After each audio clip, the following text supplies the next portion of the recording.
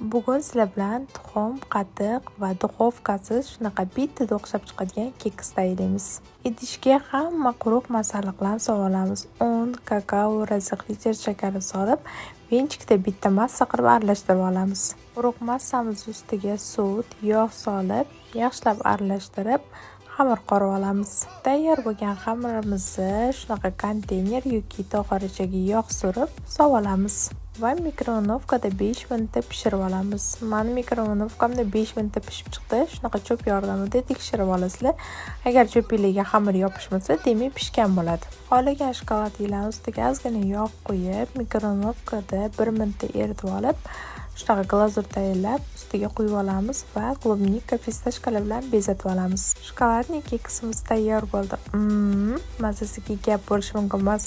Keks o'xshab chiqmaydigan kelin qizlarimizga jo'natib qo'yamiz. Yoqimli ishtaha.